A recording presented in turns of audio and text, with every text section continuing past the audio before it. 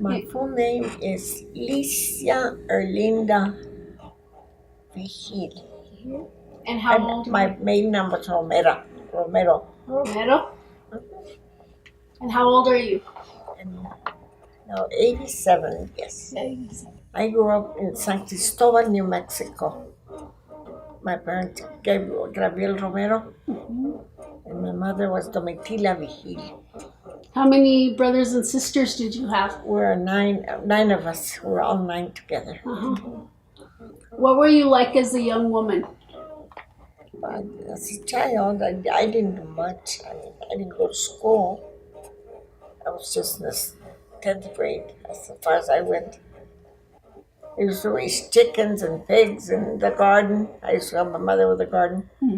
That's all I did. What year did you get married? 1944. And who did you marry? Leopoldo Vigil, my husband. But he had a big farm and a lot of sheep, and I helped with the sheep most of the time. After I got married, I became a sheep herder. Sheep herder. A sheep herder all the time, yeah. And then I raised my children. I had to raise my children, my family. And how many children did you have? 13 children, 6 girls and 7 boys. My oldest boy, he passed away. The oldest of the family, Leo, was Leo. He died a year ago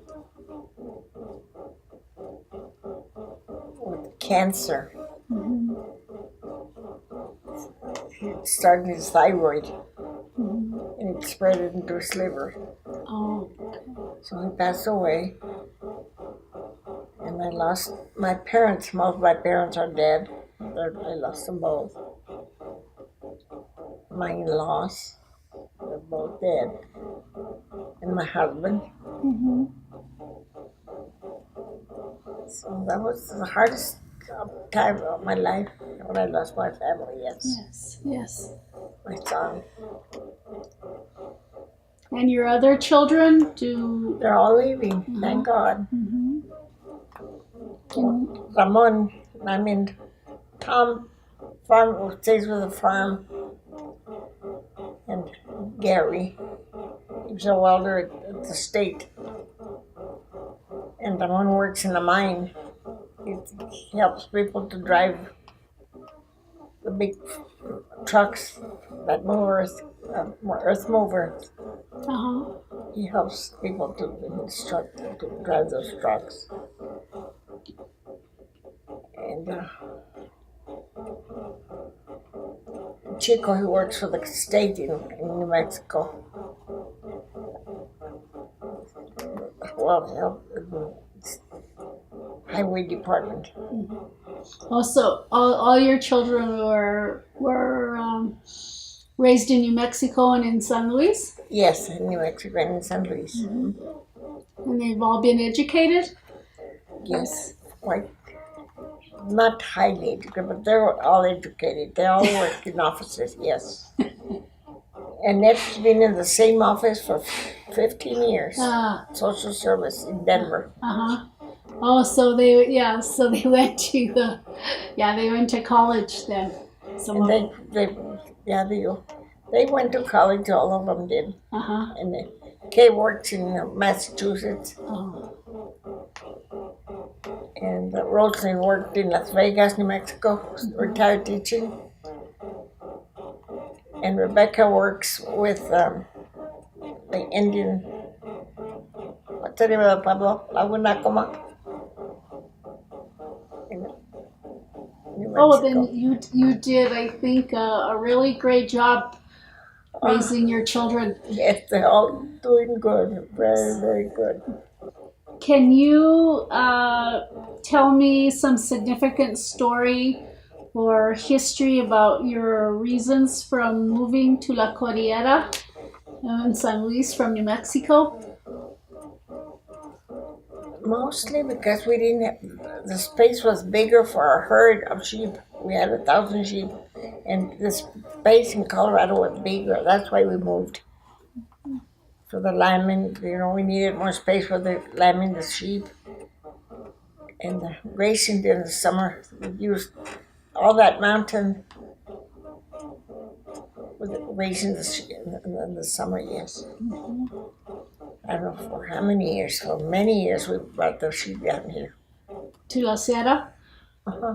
To the mountain, yeah. Did you have a sheep herder's wagon? Yes, Or we you did did? have one. We had one. But it broke at the Rio Grande. An accident. It slid down to the canyon, so we lost the covered wagon. Yeah, In the Rio Grande? in the canyon. Yes, Oh. How did that happen? driving up the canyon, it's a steep road, and it unhooked from the truck, and he went back, and he fell in the canyon. Oh, years back, many years ago. Uh-huh. It dropped into the canyon. Yeah, stay there. We can pull it out. I used to cook for the shearing, the people that sheared the sheep. I used to be the cook for them. Feed most of them, about 12 men, or sometimes 13 that were shearing sheep. Well, what about cooking? Did you still Do some canning when I Canning? have to do canning. Yes, I learned that from my mother, and I did a lot. and do you still do canning or no? Oh yes, yes I do canning. Not much, not very. The last canning I used to do was when I was go pick cherries and can those Uh-huh. cherries for the winter supply. Yes. Uh-huh. Do you have a cherry tree? No, No. it was probably no orchard, probably people. What about? Did you ever make chow chow or any of the? Or Yes, I make from your- chow and I have them ingredients. Yes, I do chow. I know how to make it. Can you tell me a little bit about what that is? I mean, I know what it is. It's a vegetable, mostly canned mixed vegetables that you put them together, pickled and spiced. What about jellies or? Oh yes, jellies. When I pick enough choke cherries, I make jellies. Yes, or apple butter. I still go pick apples with my daughter and my granddaughters, great granddaughters. Can you share with me when you began weaving? About 40 years. Yes. So, did your mom or family do any weaving, or it was something that you learned later on? I learned later on from another lady, from my dad's Segura.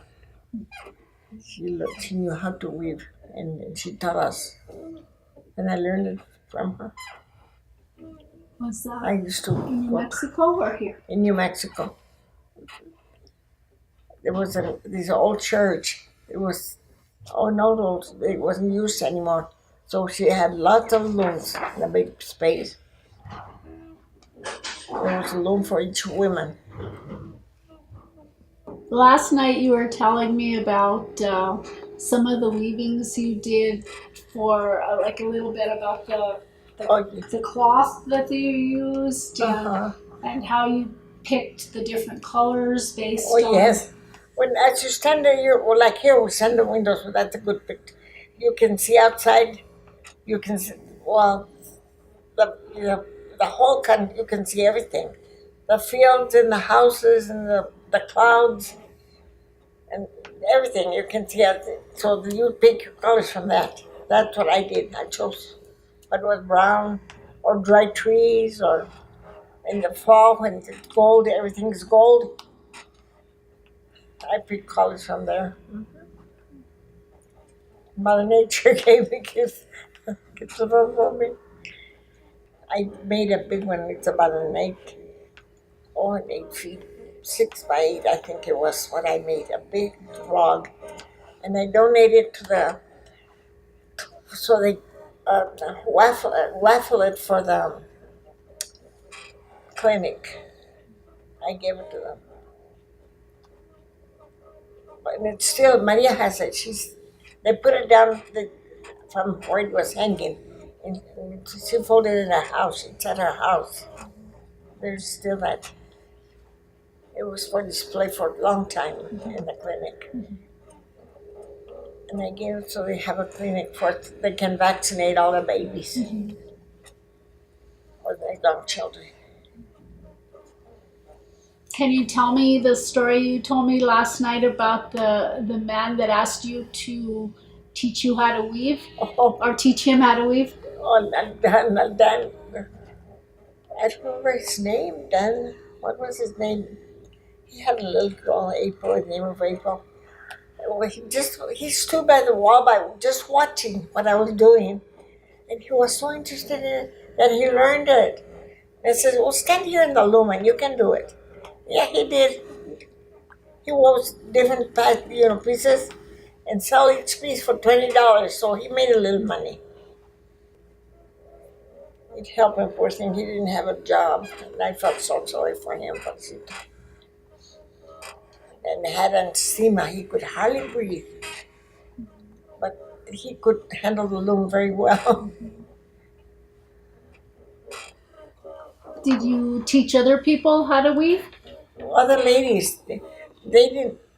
They helped me build that rug that we made for the church in San Acacio. So, what was your experience in weaving that rug for the church? Just to give the clean, take it off and wash it. So, was it a group of ladies from San Luis that you all Yeah, together? they were all they were all together. Mary, Olivas, Maria Oliva. Yes. There's a group of women that were there.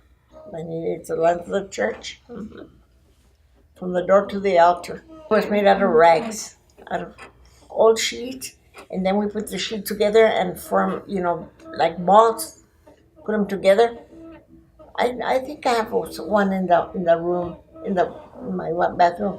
In that basket that you find, I think I have one there. And we made balls, and then we use it in the shuttles. We wrap them on the shuttle.